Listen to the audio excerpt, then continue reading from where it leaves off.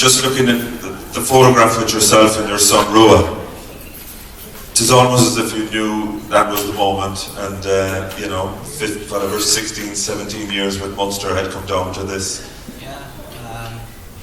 Yeah, it hits you very quickly though, because I didn't know before the game, and I didn't plan it, but just something inside you goes, I think that's it, you know. I think I trusted my instincts, and I just kind of knew. Obviously I'd love to have gone to a final, but I didn't get to a final, so I just kind of knew myself that was it, you know. And it's difficult, but it's not too difficult, and it is what it is. And I was very happy because I played with two special teams in Munster and in Ireland, so I wouldn't have changed anything. And I remember, you know, Doug Howlett reminds me, no regrets. I don't have any regrets. I had the best 15, 16 years of my life, and I'm very grateful for what I've been given.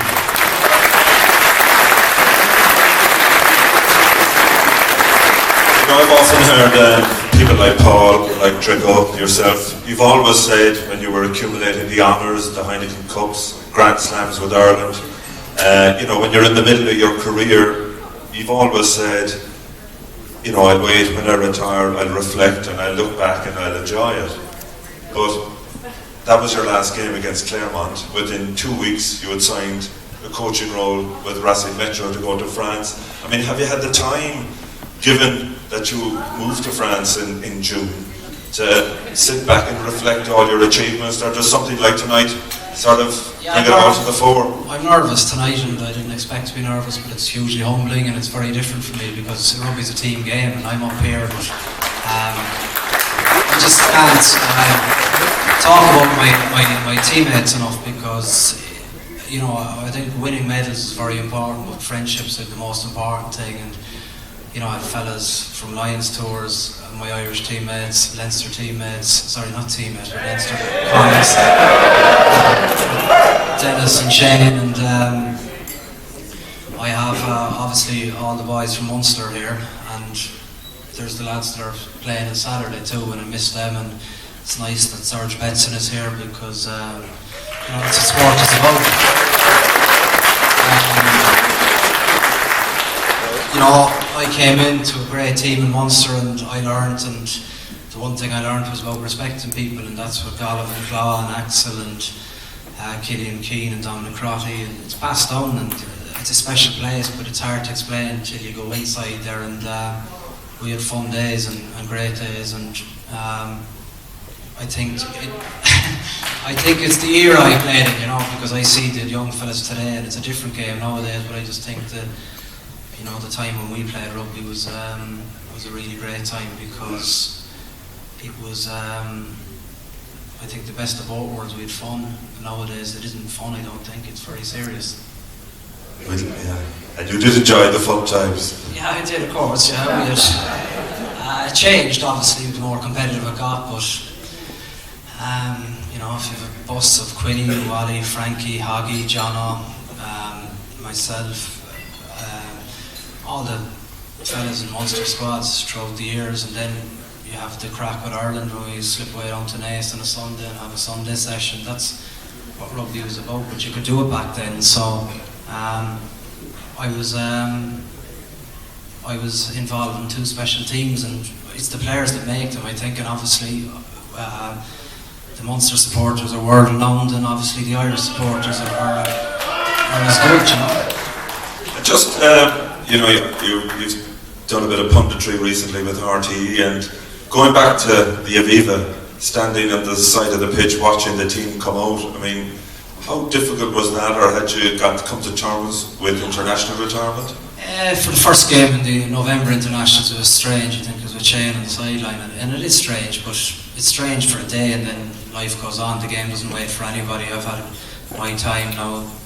You know, Johnny and Paddy Jackson and Madigan are living the dream, you know, so that's what I was lucky enough to do for so long, and it's their turn now, and that's the way it goes in a cycle. And I suppose the thing that I enjoyed most was playing for as long as I did with great players and great people.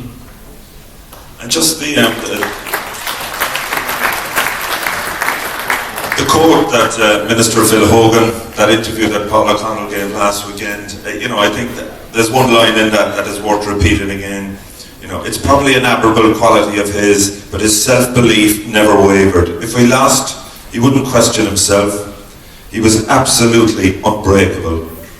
That self-belief, where did it come from?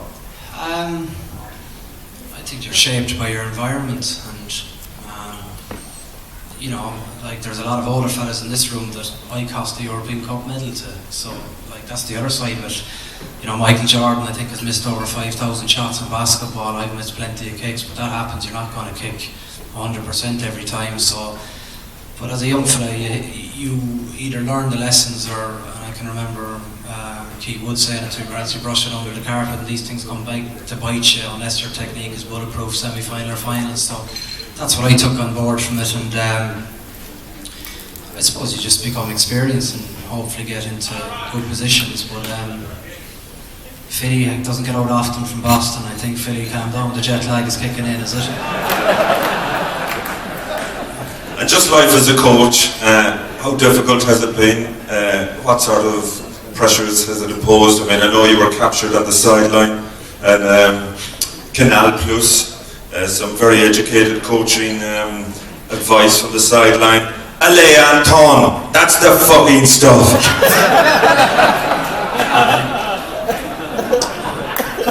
What do I say to that? You just get I don't know, I think when you cross the line and you get into match mode, you become competitive, and it's frustrating racing Metro time, because I think the Irish pros are different pros. In France it's a career maybe, while in Ireland it's a passion, and that's probably the big difference. But it was nice to see some fellas showing a bit of aggression and getting stuck in. So I think ever since Johnny came on the Irish team, I seem to have cameras following around me everywhere I go. So now there's sound cameras as well. So. And the punditry, you've now experienced 2 afternoons in a studio with George Hook. Yeah, it's interesting, yeah. We even managed to suppress your chuckles 2 or 3 times. Yeah, it's well, I just hope he stays in for another 10 years, because it makes me look good, so.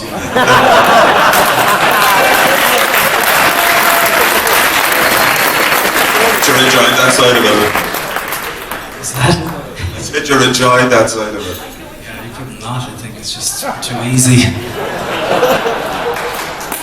Just, I don't have a few words, a few thanks that you want to give, but just before we wrap up, your testimonial in Cork was a fantastic night. It was always going to be a case that the people of Cork, and indeed Munster, would come out and support that event in the City Hall. But this is London. It's a different world.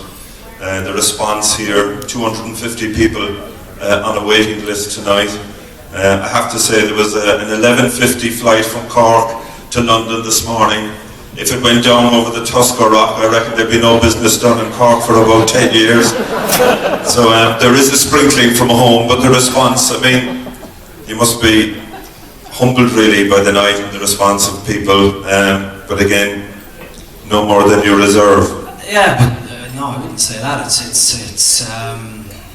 I've been lucky enough to be, I think, surrounded by good people, and from good people you get good advice, and obviously I have a fantastic family, a fantastic wife, who make me happy off the pitch, and I refer to my teammates again. They make me happy on the pitch, but I've come across some really good people for advice, and the chairman tonight, Michael O'Flynn, is a very good friend of mine, and I think once you have him on your team, I think he's I suppose guided me very sensibly, and the team he builds around him just makes these things happen. And I think even for people in London tonight, they said that it's ran really smoothly, and it's been one of the best dinners they've been at, so all credit goes to him and his committee, because I arrive in on the Eurostar today at 3 o'clock and go up to my suite and drink champagne, so it's been a difference. Tough life. Anybody else? Okay, ladies and gentlemen, it's been a pleasure. It's been a fantastic experience, I know, for all of us here tonight, and the one man responsible for bringing us all together. Please show your appreciation. for Ronan O'Gara.